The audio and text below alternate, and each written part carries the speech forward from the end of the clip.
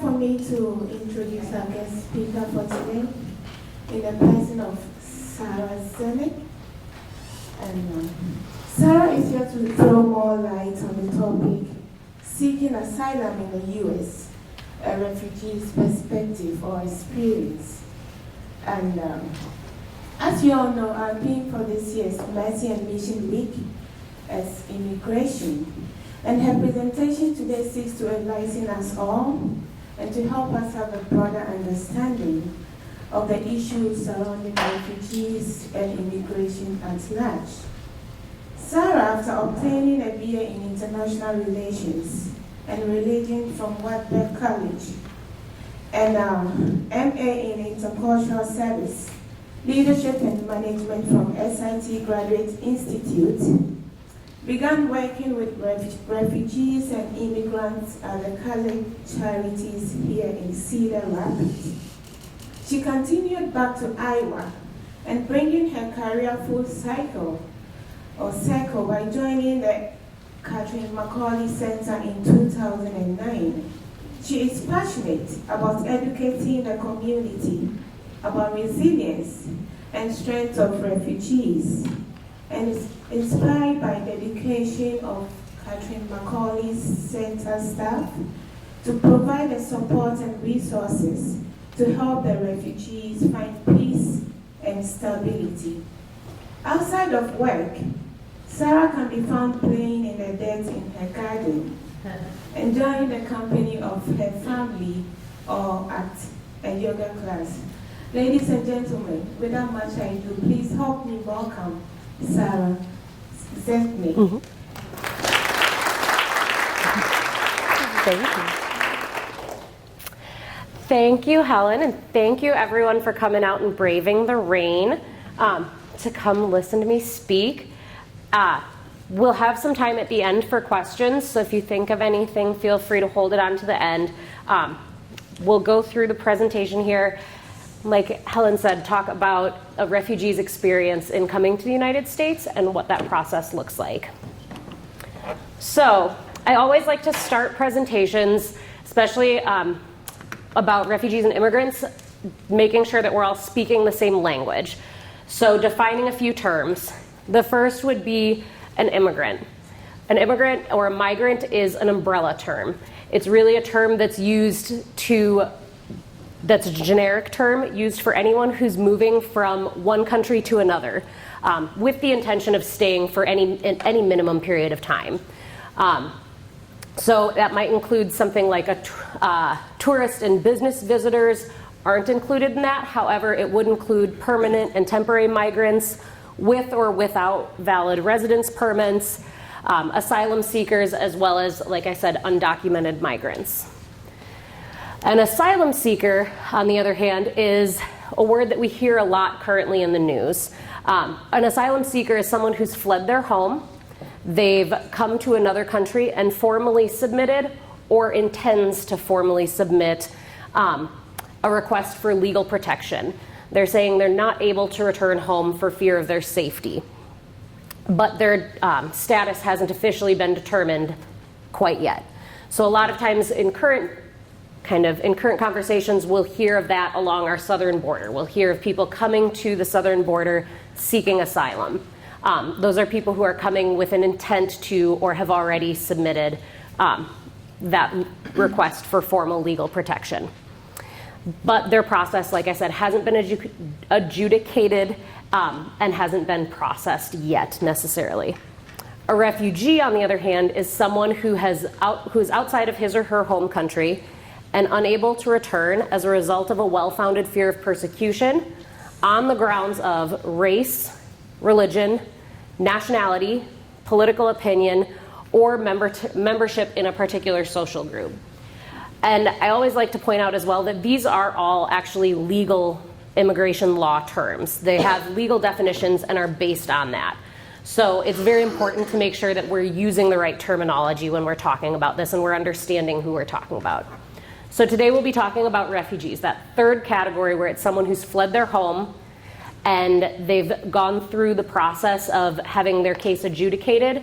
They've requested legal protection in a country outside of their home country, and are either waiting to be resettled, or in this case, will be people we'll be talking about who have been or are in the process of being resettled into the United States. So I also like to talk a little bit about the history, about how we got to where we are today. So we'll do a really condensed version of refugee history. In the aftermath of World War I, we saw millions of people fleeing their homes in search of refuge. Governments at that time responded by drawing up sets of international agreements to provide travel documents and refuge for these people. It was really done on an ad hoc basis prior to World War I, and World War I is when we started to see a little bit more of an international effort. As the years progressed, numbers increased dramatically during and after World War II, as millions of more people were forcibly displaced and deported out of their homes. So at that point, the U.S. really led the assistance and reconstruction effort to help people that were displaced in the aftermath of World War II. And the U.S. admitted 250,000 displaced Europeans who weren't able to return home. By 1948, Congress passed the Displaced Persons Act, which provided for the admission of an additional 400,000 displaced Europeans. That same year, 1948, the United Nations, the Universal Declaration of Human Rights was adopted by the United Nations, and Article 14 of the Universal Declaration of Human Rights states that everyone has the right to seek and enjoy in other countries protection and asylum from persecution. So in an effort to formalize this definition and formalize that protection of the basic rights with Europeans that were still displaced from World War II, by 1950, the United Nations High Commissioner for Refugees was established. They were given 3 years to, quote unquote, solve the problem of refugees and provide durable solutions. And then they were tasked with disbanding. About a year into their work in July in 1951, they realized this isn't something that we're going to be able to disband. We need to continue working on behalf of refugees and immigrants. And so at that point, there was a diplomatic convention in Geneva, which is the 1951 convention relating to the status of refugees. And that convention really provided that definition of a refugee. At that point, the definition was someone was forced to flee their home based on a well-founded fear of persecution as a result of events happening prior to 1951. So it was really that definition initially really targeted refugees from World War I and World War II. If we think about history a little bit, we keep progressing. There were increased number of conflicts, especially global conflicts, that caused people to flee their homes. And by 1967, there was a protocol relating to the status of refugees that then expanded the legal definition under UN law of refugees to include any person, anywhere, at any time who is forced to flee their home based on a well-founded fear of persecution, based on membership in particular social groups, race, religion, ethnicity, political opinions, and such.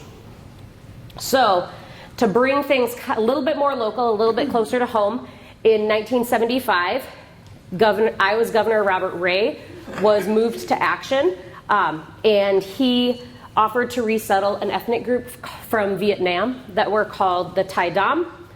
They were an ethnic group that really wanted to stay together, and no other area in the United States felt they had the capacity to do that, to resettle about 1,500 refugees. And Iowa's Governor Robert Ray said, we can do it. We have the space and we have the ability to help them. So that experience really prompted Congress to pass the Refugee Act of 1980, which then finally formalized the definition of a refugee in U.S. immigration law. Oh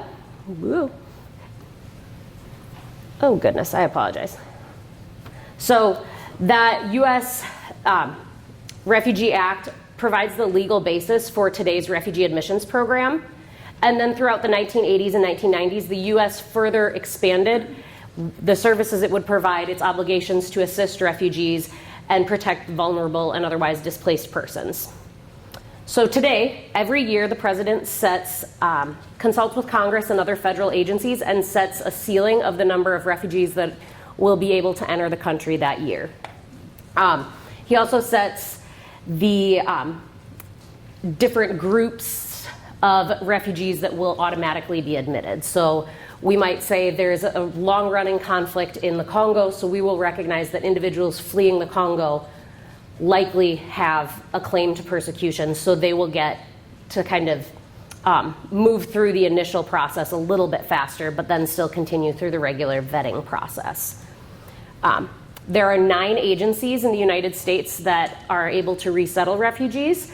Each of them have affiliate locations in local cities and states that provide the work on the ground.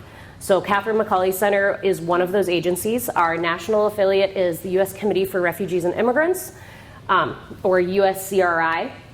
The other agencies include Church World Service, Ethiopian Community Development Council, Episcopal Migration Ministries, and Hebrew Immigrant Aid Society, as well as International Rescue Committee, Lutheran Immigration and Refugee Services, and the U.S. Conference of Catholic Bishops, Migration and Refugee Services, as well as World Relief. All of those 9 agencies then have a cooperative agreement or a contract with the Department of State and the Department of Health and Human Services to provide resettlement services. There's about 200 local offices across the country that provide these services, and we'll talk a little bit more in a bit about what they do. So to get us to where we are today, we are now currently witnessing the highest levels of displacement on record. There's an unprecedented 70.8 million people around the world that have been forced to flee their homes. About 25.9 million of them are refugees. As you can see up here, there's about 41.3 million people that are internally displaced, so that would mean that they are still in their home country. They're in their country of citizenship, but they are in different cities or different areas, or otherwise unable to return to their actual homes. And then an estimated 3.5 million people who are in the process of seeking asylum. Over half of the 25.9 million refugees are under the age of 18. And in today's world, approximately 1 person is forced to flee their home every 2 seconds.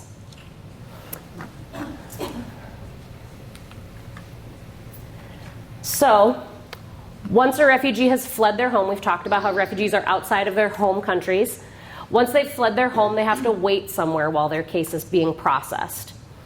The most common image that we have of refugees is people living in these kind of tent cities like we see in the image on the right-hand side of the screen. Interestingly enough, only about 40% of the world's refugees actually live in camps. Life in camps is very regimented. People are given rations, they're given what they need, they're allowed to go to school, but most people aren't allowed to work. For security reasons, the camps really try to monitor and maintain safe environments for people, and part of that is limiting the amount that people are able to work. The remaining 60% of the world's refugees live in cities or live in communities while they wait for their case to be processed. So that might be a refugee from Syria living in Jordan, renting an apartment.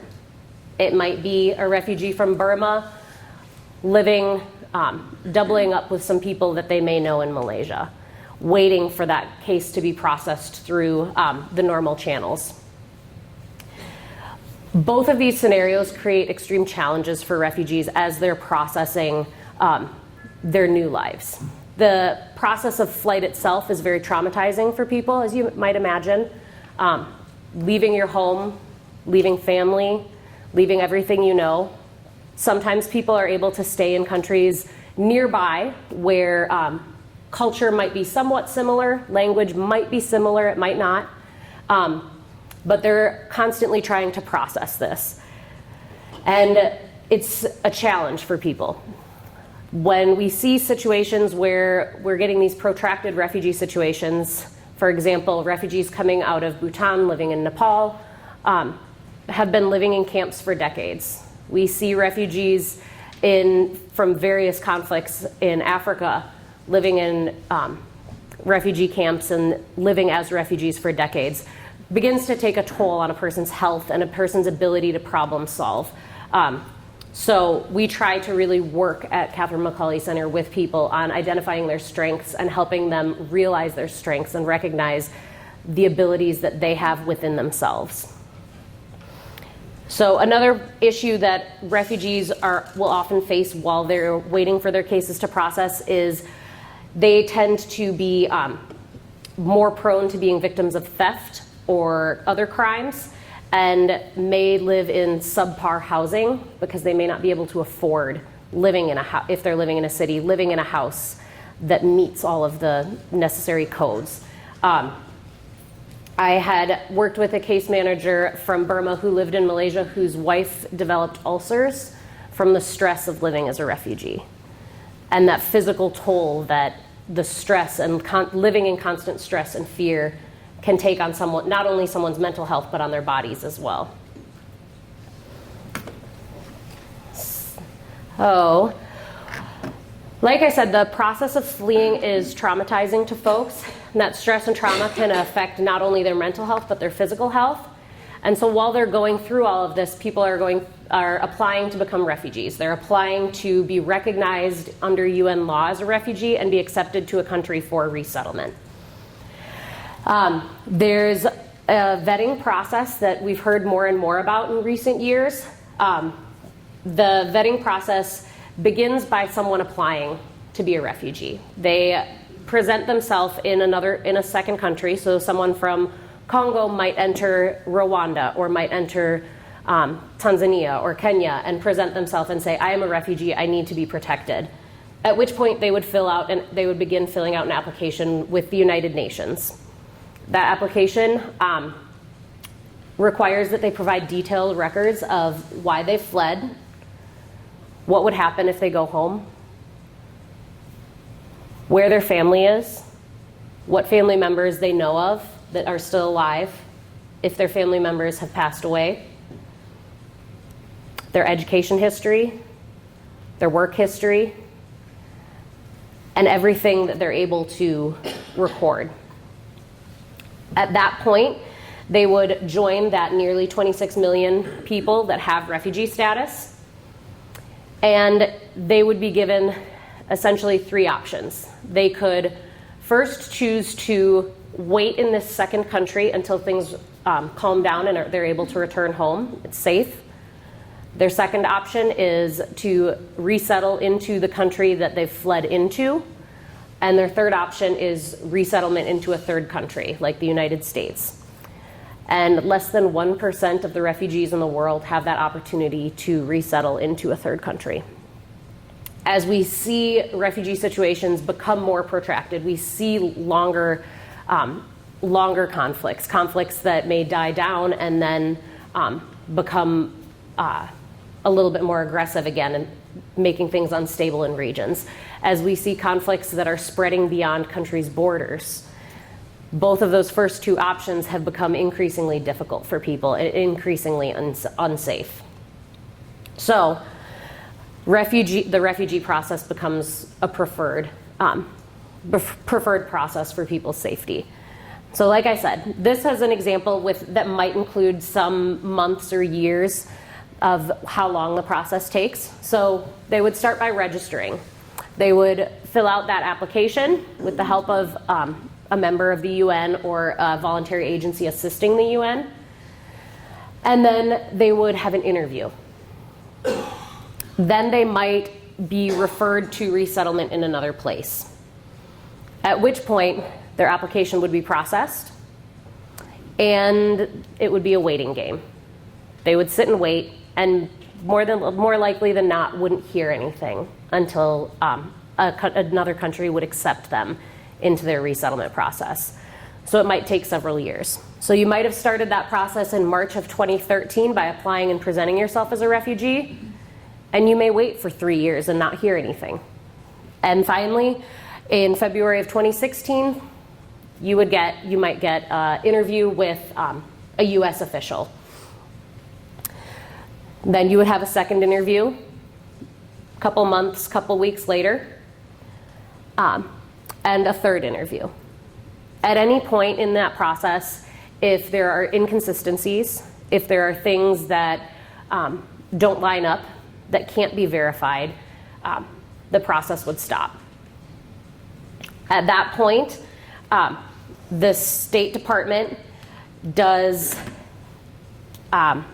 security clearances through National Counterterrorism, FBI, Department of Homeland Security, and State Department. All of them check your background and check your clearance. Again, if at any point those agencies don't agree or get conflicting information, the process stops.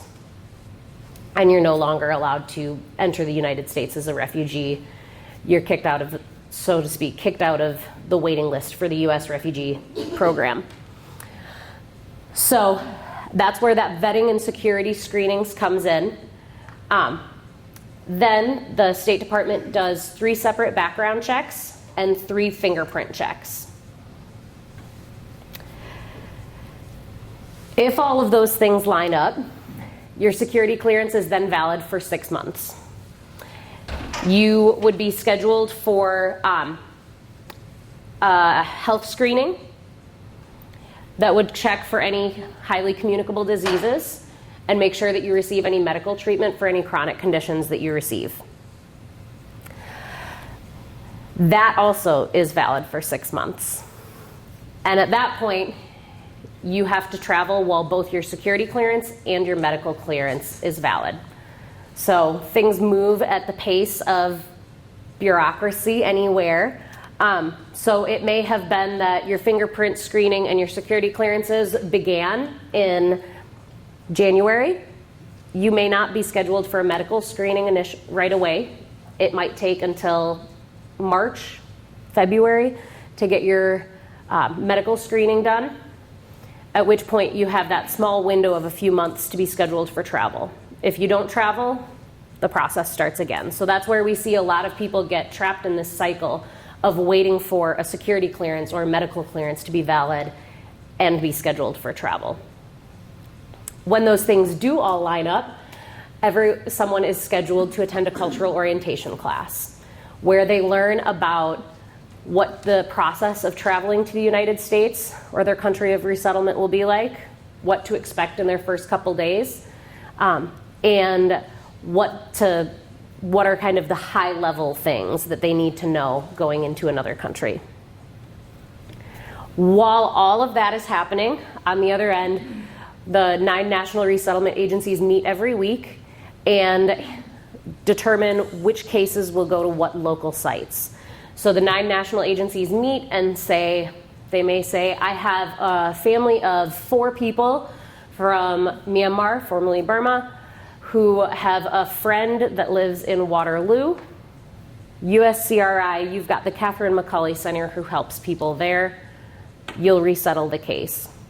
I've got a case of 10 people from Syria with some severe medical needs. Who is the last resettlement agency that had a high medical needs case, and how can we make sure that some of those higher needs cases are spread out evenly so that everyone has the resources and time and energy available to make sure that people are getting their needs met.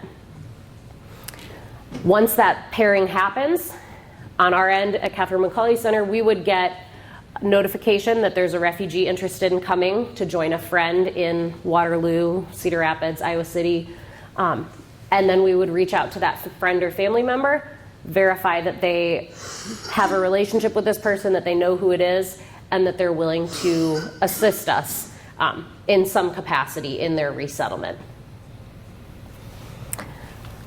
So at that point, they would prepare for travel. They're scheduled for travel through the International Organization for Migration, and refugees receive an interest-free travel loan that they're expected to start paying within 6 months of arrival in the US. They travel to the United States and arrive in America, and organizations like Catherine McCauley Center would welcome them at the airport. So that's a lot of really high-level kind of technical conversation about what this process looks like and what's happening for refugees. But I do want to talk a little bit about someone's personal story. I was hoping that one of my case managers would be able to make it today, but unfortunately, he had some other appointments and wasn't able to come. So I want to talk about Jacque. And Jacque's refugee story began when he was 14. He spent his teen years as one of the many children that were forced to flee their homes in search of safety.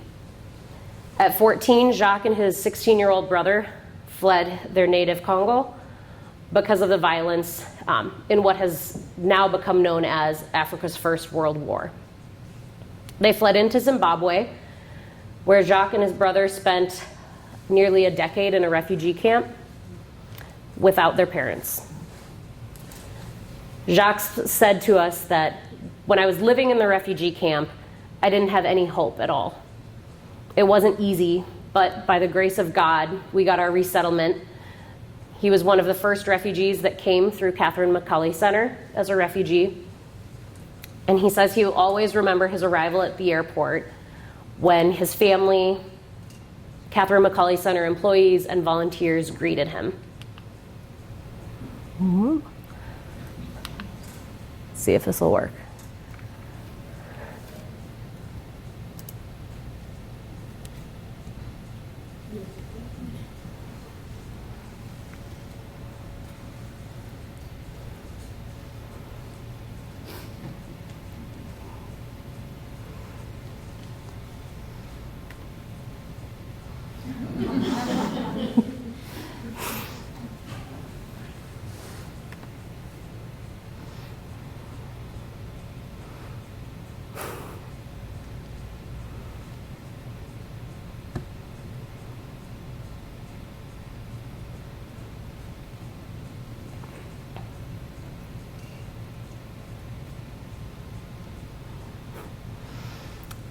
Jacque tells us that he thought in that moment, wow, these people are great.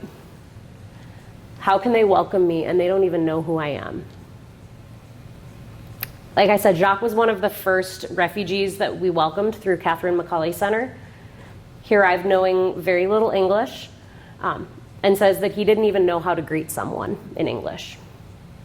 He signed up for English classes at Catherine McCulley Center, where he eventually gained enough confidence in speaking, listening, reading, and writing to feel comfortable registering for college.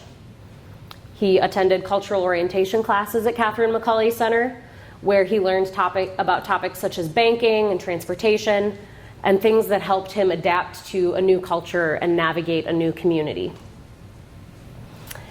Jacque will tell you that it saved his life.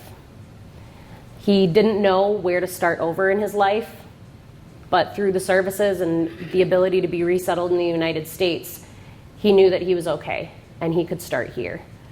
And he says, then the sky will be my limit. Jacque recently discovered that his parents are both alive, and he was able to recently speak with them for the first time in over 10 years. Almost 2.5 years after he arrived in the US, Jacque is now working as a refugee resettlement case manager for Catherine McCulley Center, where he works to help welcome new families and help them navigate life in their new homes. So at Catherine McCulley Center, we have a number of different programs. We are one of those 200 affiliate agencies that provides resettlement services to refugees seeking safety. The 3 main umbrella programs that we offer are adult basic education, refugee and immigrant services, and a transitional housing program for women. We have prided ourselves on growing and evolving to meet the needs of the community. So as new needs in the community have been addressed, new programs have been added. The Refugee and Immigrant Services is the newest program, starting just a couple years ago. And through all of the programs, we really try to stay true to our mission of offering hope and opportunities to individuals seeking to gain the knowledge and skills that will help them lead self-sufficient and fulfilling lives. So, like I said, adult basic education is one of our programs. that we offer to support refugees and immigrants in the community. This past year, we've had over 480 students, 439 volunteers, and our students represent 53 different countries. They study English, math, citizenship preparation, computer skills, conversations, and job-related English classes as well. The Refugee Resettlement Program really focuses on bringing those refugees in and helping support them in navigating the community. So as one of the affiliates for the U.S. Committee for Refugees and Immigrants, we're allowed to resettle refugees. We get 90 days to provide services and provide that foundation for life in the United States. So like I said, we begin before a refugee even arrives in the U.S. We get their information prior to arrival, and once we get a refugee's information in their travel itinerary, we begin preparing for them to arrive. We search for housing, we set up an apartment, we begin to set up medical appointments to make sure people have a physical and make sure that people are beginning life in the United States as healthy as they possibly can. And we prepare with any friends or family that might be in the area to help support people. Once someone arrives, we welcome them at the airport, and that's when our 90 days begins. We help with enrolling in English classes, enrolling children in school, getting people to doctor's appointments, getting people access to the documentation they need, any public benefits, and supporting people in learning about cultural orientation, learning about life in the United States. There are so many things in the United States that are unique to the United States. Concepts of banking are foreign to many people.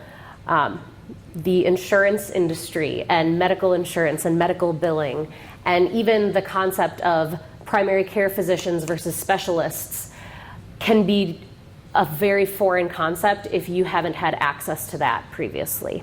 And they can be very confusing. And then you add in the layer of people who may or may not understand English. Some of our clients may not have been able to read or write in their native language. We resettle people with a wide variety of educational backgrounds. We've got people who have been resettled who were doctors or lawyers in their home country, and now they're navigating life in another country where they may not speak English. They may speak some English, but not enough to continue work in that field. Their education may not transfer.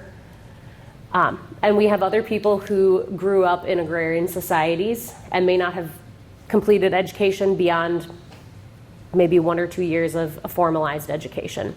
So you get a full spectrum of people. So one of our challenges is always making sure we're meeting people where they are, understanding who they are and where they've come from and how we can help them recognize their personal strengths and help them navigate their new communities. So cultural orientation is one really wonderful opportunity for us to talk to people about what their experience has been and what the experience might be like as they process through life in the United States. We get 90 days to do that. And then we're able to refer people on to other programs or services within the Refugee Resettlement Program. There's resource navigation, where we're able to help people who've been in the U.S. longer. We're able to help refugees and immigrants basically act as that bridge, help connect people to resources in the community, help them navigate medical billing, help them navigate how to access an education, help them navigate how to learn the transportation system and how to figure out how to get a driver's license, and also help people when they're experiencing trauma. We help people if they are navigating different family dynamics as they enter the United States. So we work through a lot of that very closely with a lot of community partners. We provide culturally competent employment services. We connect with employers and work to help people find jobs. We provide support to employers in hiring and working with refugees. And then we also help people apply for those jobs and walk through kind of both sides of that. And our newest program, which is preparing to graduate its first class, is a childcare business development program where we work with individuals who are interested in opening in-home childcare centers, provide them with training and resources and support to become registered as an in-home childcare provider, and be able to take childcare assistance from the state as well. And in the next couple months, actually, we'll be graduating our first class of new refugee childcare providers.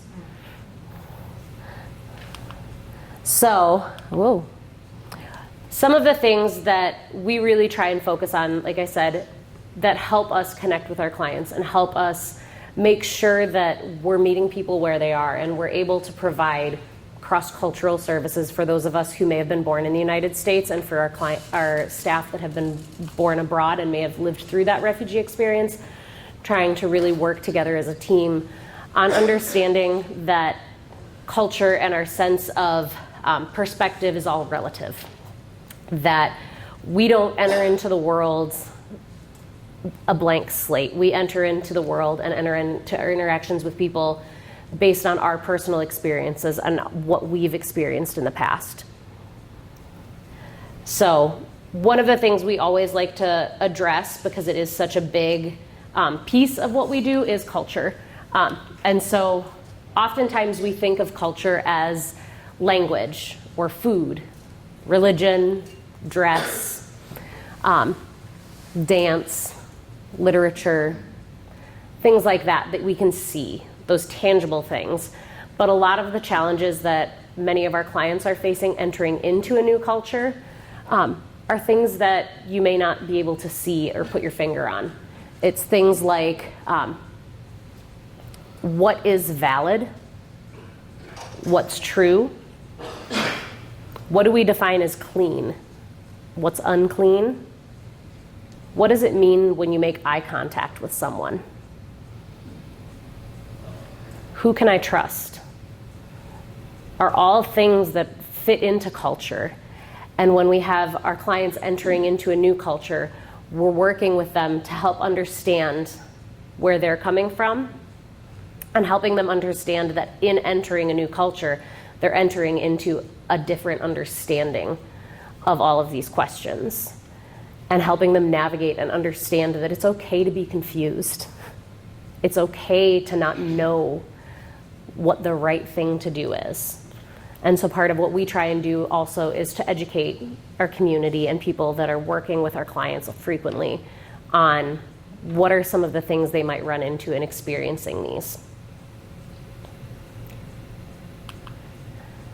So that is a very, very quick and dirty discussion of a very complex topic. Some of the ways that we always like to say, if this is something that interests you, if this is something that you're passionate about, if there's something you've got more questions about, there's always more ways to get involved, to learn more, helping to just get educated and educate your friends and family on what's truth versus what's a myth, what's a misstatement versus truth, and creating a safe and inviting culture. There's always opportunities to volunteer through Catherine McCauley Center, through various immigrant and refugee serving organizations. And then also we have our Take Action page where we've got more information on the Catherine McCauley Center's website. So like I said, that is a very, very, very quick overview, but I wanted to make sure that we had some time for questions if you guys had any about anything we've talked about or anything that's just kind of lingering in your mind.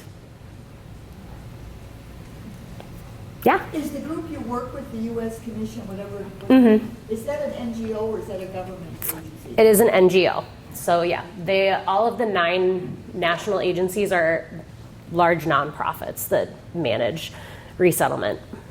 So, anything else?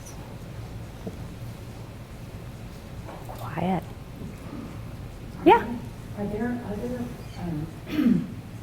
facilities around the country that are doing similar kinds of help for all these people that need this kind of help? other kinds of Mhm. organizations besides what we have right here at Cedar Rapids? Yeah, so there's approximately 200 organizations across the country in different cities that provide services.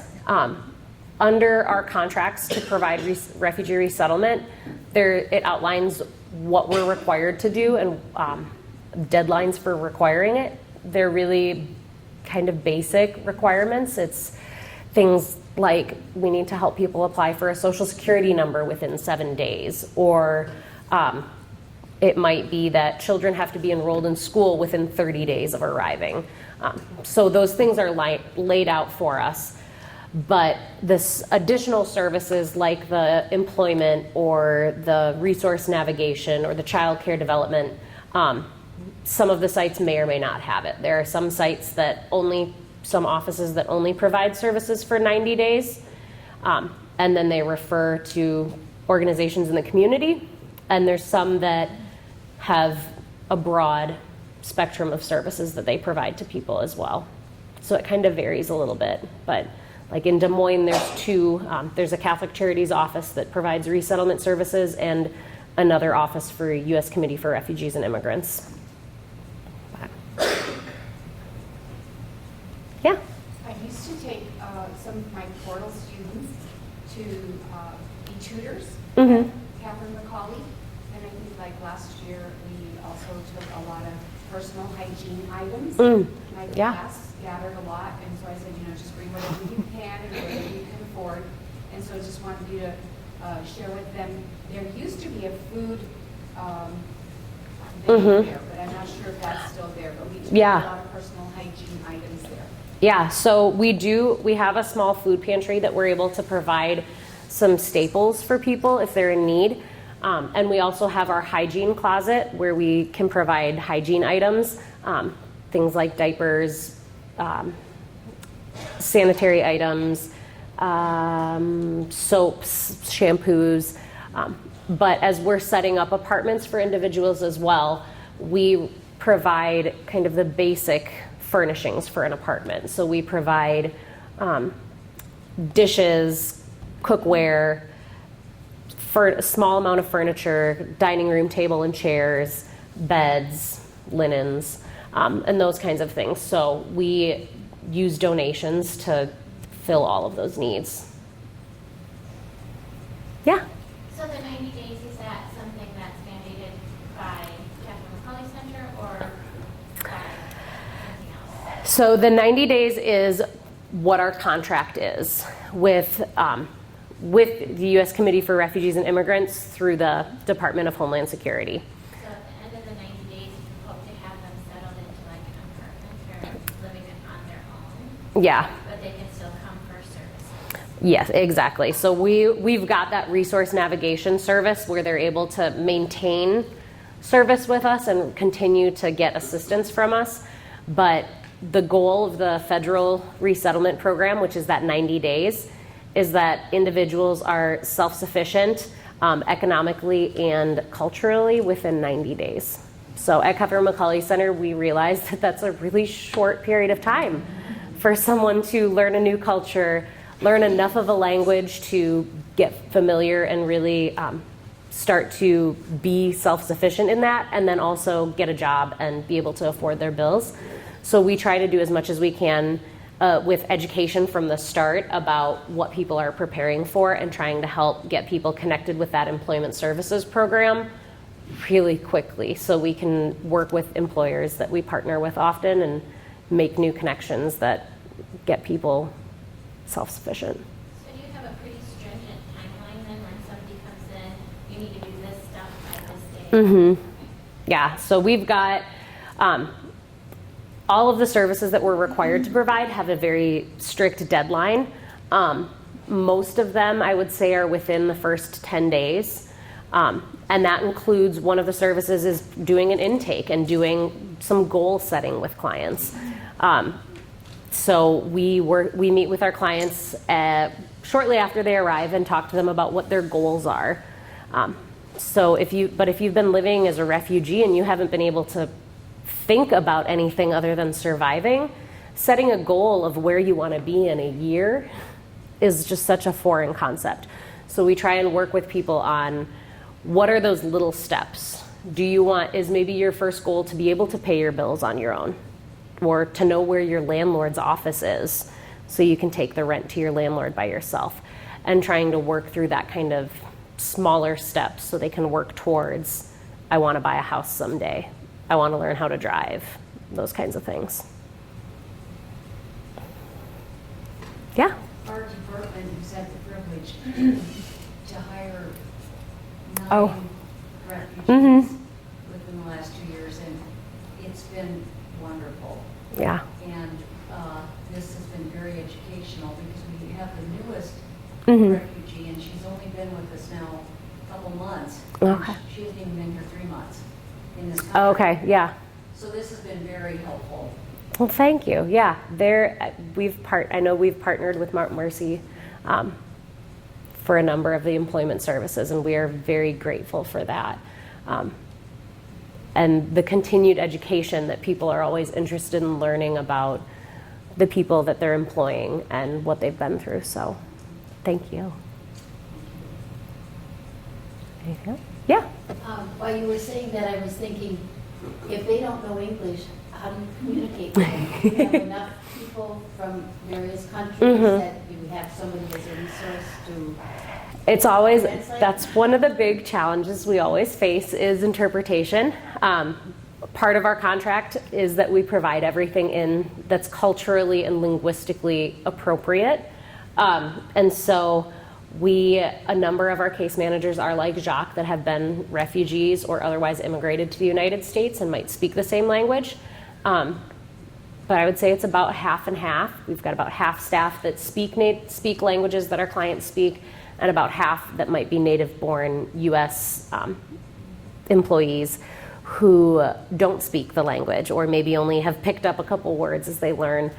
In which case we try and connect with volunteers in the community who speak languages. So, but it is a challenge. Anything else? Within the year, have you gotten any refugees from the southern border of the United States? No, we have not. Actually, no, I take that back. We have. So I know there's the most common image that we hear about people entering through the southern border and seeking asylum is a Central American or someone Hispanic or Latino. But there are also a number of people from the Democratic Republic of the Congo that, instead of wanting to wait in a refugee camp that may or may not be in a place that could be unstable or might be close by to where they've fled, there are certain paths through Central America that have become more well-known through refugee and immigrant communities. And so we have had a couple families that have come from Africa, flew to Central America, and then ventured their way through, and now are in the process of seeking asylum. It's a very difficult process for people. While you're seeking asylum, at least for the first 6 months after you submit your application for asylum, you're unable to work. So paying for basic needs is extremely difficult. People become very reliant on social services. And so we try and connect people as much as we can, but it's a challenging route for people. But it's kind of being stuck, so to speak, between a rock and a hard place and choosing living in a camp indefinitely or getting to the United States and waiting and being in a kind of finding a way to make ends meet while you get processed. Anything else? Well, if you think, yeah. Did Jacque's brother have the same blessings that Jacque had as far as the refugee situation? Yes, his brother is here as well. And so, yeah, he is very happy to be able to now speak with his parents. I know he wasn't able to speak with his parents, and for a long time didn't know what had happened to his parents in the process of fleeing. sometimes people have warning, and sometimes it's a very last-minute chaotic flight out of your home. So it's not uncommon for families to get separated, but he's been fortunate that they've been able to get reconnected with everyone. And we're happy for him, and we're happy that he's here too. Anything else? If you think of anything, do not hesitate. Come to the center, call, email. We are more than happy to have conversations with people and just talk about what people are facing and the work that we do. So thank you all again for braving the rain and coming out and listening.